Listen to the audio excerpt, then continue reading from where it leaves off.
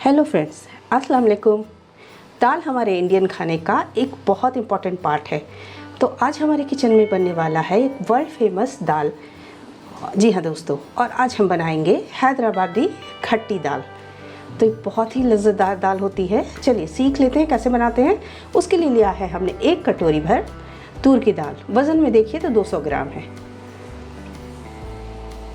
तो दाल को हमने फुलाया नहीं है, क्योंकि मैं प्रेशर कुक करूँगी, तो मैंने फ़ौरन ही इसे धो दिया है, यानी कि सोख नहीं किया है। अगर आप पतीली देगची में बनाएं तो थोड़ा सोख कर लीजिएगा।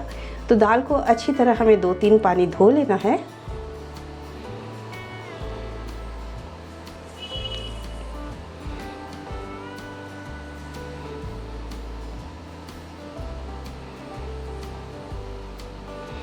दाल को हमने 2-3 पानी धो लिया है, उसका पानी निकाल दिया। अब हमने लिए हैं 4 बड़े टमाटर, 3 मोटी वाली मिर्चें ली हैं।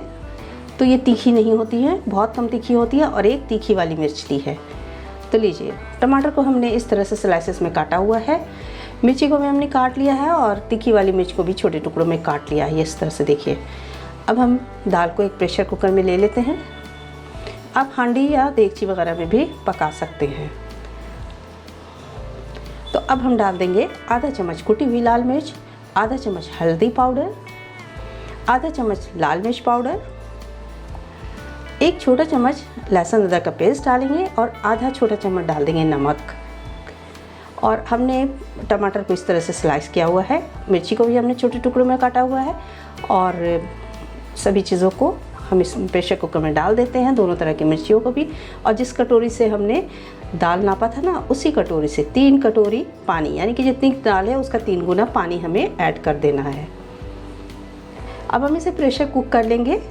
2 से 3 विसल मीडियम फ्लेम पर प्रेशर कुक करेंगे, और 10 मिनट के लिए छोड़ेंगे, यानी कि इसका प्रेशर रिलीज़ अपने आप होने देंगे, ज़बरदस्ती नहीं खोलना है फ्रेंड।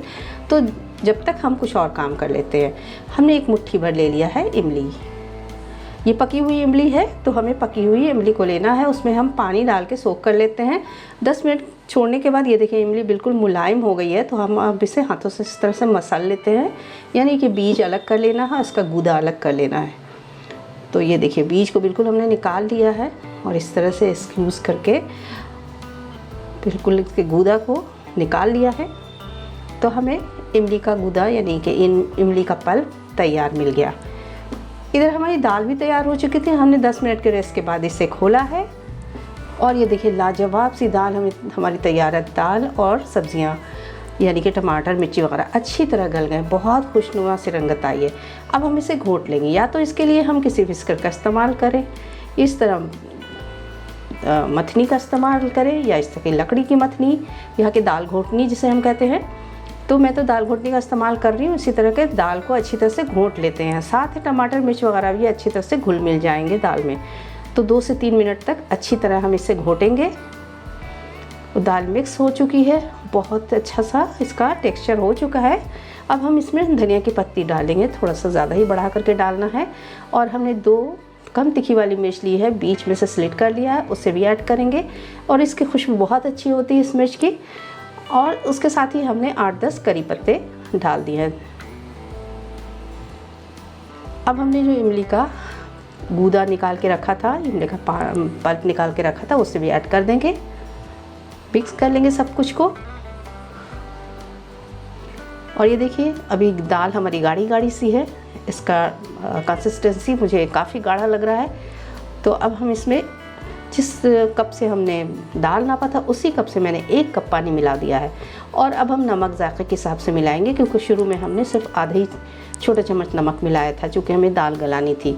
तो जायके के हिसाब से नमक मिला के अब हम इसे 10 मिनट के लिए कुक करेंगे लो फ्लेम पर। और प्रेशर कुक नहीं करेंगे, बल्कि एक कोई सा भी लिड लगा के हमें लो मीडियम फ्लेम पर पका लेना है।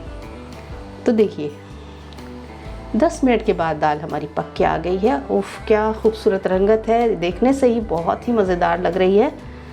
और इसमें मिर्चों की खुशबू, टमाटर का जायका, सब कुछ घुल मिल गया है।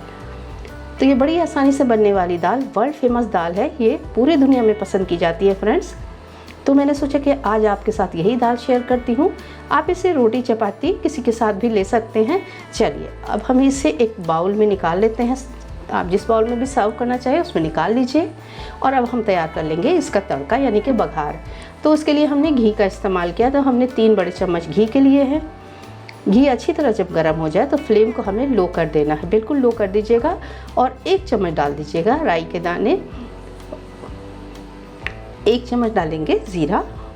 राई और ज़ीरा को अच्छी तरह से हमें चटकने देना है, फ्लेम को बिल्कुल लो रखना है, इस बात का ध्यान रखिएगा वरना दोनों ही बीज जल जाएंगे। ये देखिए बहुत प्यारी सी रंगत दोनों बीजों की आ गई है। अब हमने 8 से 10 जब लहसुन के लिए हैं उसे घी में डाल के फ्राई करेंगे। तो लहसुन को थोड़ा सा हल्का सा फ्राई कर लेना है सुनहरा होने तक। जब लहसुन फ्राई हो जाए तो हम 4-5 लाल मिर्चें डाल देंगे। सूखी हुई लाल मिर्चें, ये तीखी वाली लाल मिर्चें हैं। और लाल मिर्चों का भी फ्लेवर बहुत अच्छा सा आएगा बघार में हमारे। तो ये देखिए इस तरह से हमने पैन से हटा करके कुछ करी पत्ते भी ऐड कर दिए, क्योंकि करी पत्ते बहुत चटकते हैं, तो हमने पैन से हटा लिया है। अब ये हमारा बघार तैयार हो चुका है। इसे हमें पोर कर देना है दाल के ऊपर। ये बहुत ही मज़ा देने वाला है, दाल को एक बहुत यूनिक टेस्ट देगा। तो ये लीजिए हमारी हैदराबादी खट्टी दाल बन के तैयार है। आप एंजॉय कीजिए। आप इसे इसे चावल के साथ एंजॉय कीजिए, रोटी पराठे के साथ एंजॉय कीजिए। मैं इसे उबले हुए चावल के साथ ले रही हूँ, और उबले हुए गर्मा गर्म चावल के साथ ये गर्मा गर्म दाल बहुत ज़्यादा ही मज़ेदार लगती है। तो हमारी बहुत ही मज़ेदार दाल बन के तैयार है। इसी तरह की रेसिपी के लिए फॉलो कीजिए मुझे। फिर मिलते हैं, दुआओं में याद रखिए और अपना बहुत ज़्यादा ख्याल रखिए। अल्लाह हाफ़िज़।